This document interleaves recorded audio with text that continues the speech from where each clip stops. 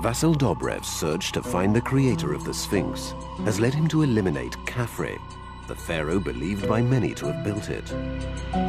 Now Vasil is revisiting the Giza Plateau to look at the other possibilities. Could it be that the Sphinx belonged to Khafre's father, Khufu, the builder of the Great Pyramid?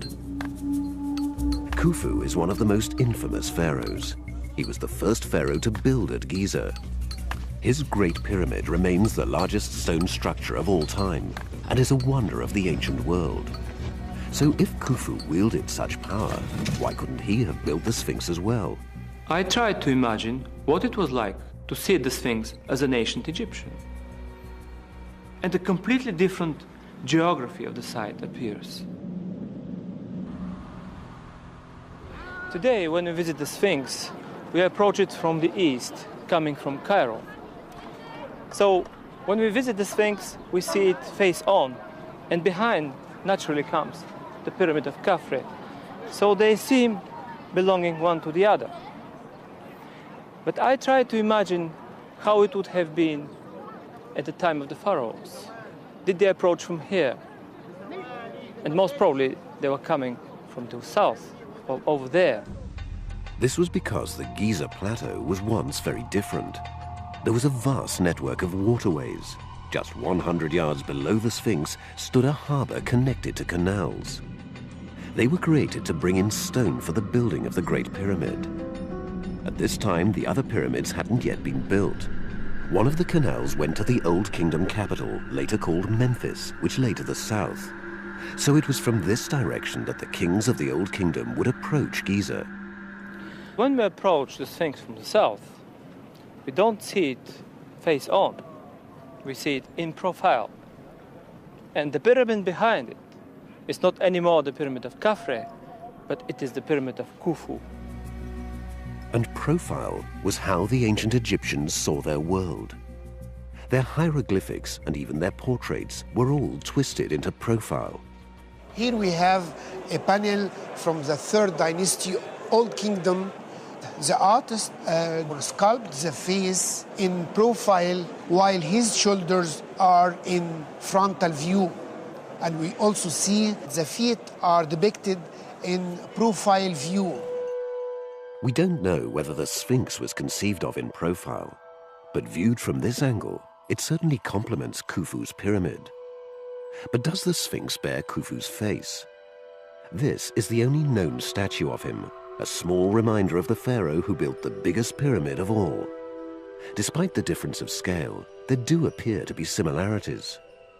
Khufu's face, on the small statuette, for example, we see his chin he has, very square chin. The Sphinx has the same feature. It is a characteristic feature of Khufu. It's hard to make an accurate comparison because the Sphinx has been so badly damaged.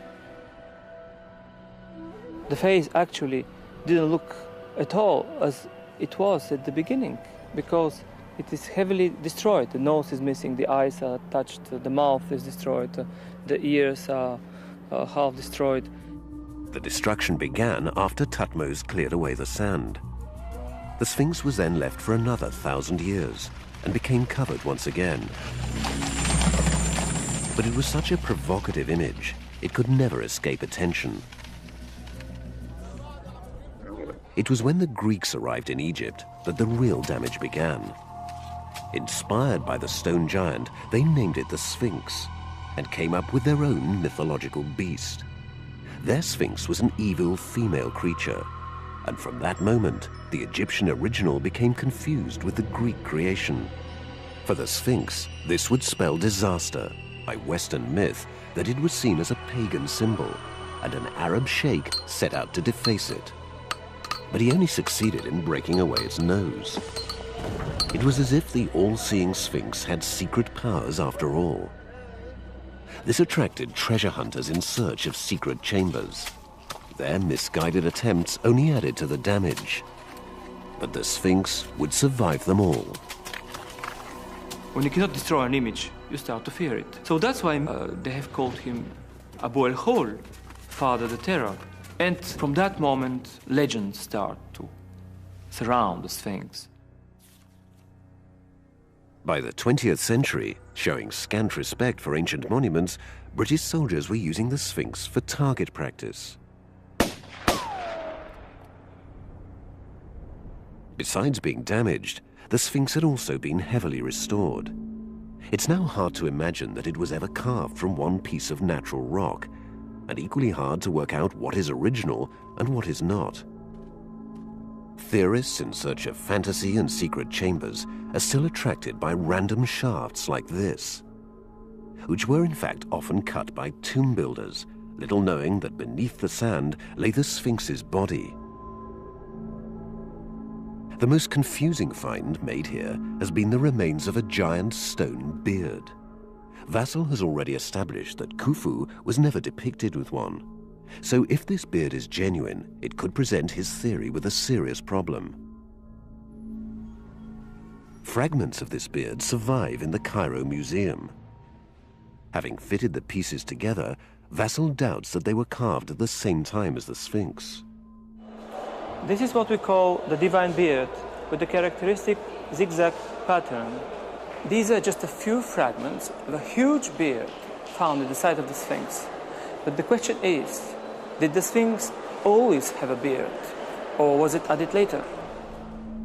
If the Sphinx's beard had been carved in one piece from the same rock as its face, the beard would have damaged the chin when it broke away. But there are no signs of such a break.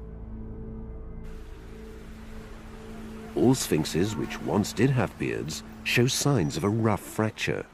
This is a Sphinx with a beard originally, because the beard was cut together with the chin out of the same stone. So when you cut it off, you see the traces. In the Great Sphinx of Giza, if there was a beard from the original statue, you would have seen the traces of the beard. This leads Vassal to conclude that the Sphinx's beard was a later addition. His investigation hasn't unearthed a single beard from the time of the Sphinx to match the pattern. He's only been able to match the Zeta period, the New Kingdom, 1,000 years after the Sphinx was built. But this is where Vassal has found new evidence. Until now, this small statue was the only commonly acknowledged representation of Khufu. But through extensive research, Vassal discovered other depictions of Khufu that have never been closely studied. They add further weight to his argument. Out of the 7-8 images known of the face of Khufu, not a single one has a beard. And the Sphinx doesn't have a beard. So there are great chances that it represents Khufu. Vassal's last clue, which points to Khufu, is the nemes, the striped headdress with a distinctive pattern. The nemes of the Sphinx is pleated. 2 small pleats and 1 large, repeated one after the other. This type of nemes was used for at least one statue of Khufu. After more than 2 decades of painstaking research, the profile view, the facial features, the lack of a beard, and the markings on the nemes have all convinced Vassal that the Sphinx represents the pharaoh Khufu. But extraordinarily, he doesn't believe that Khufu built it.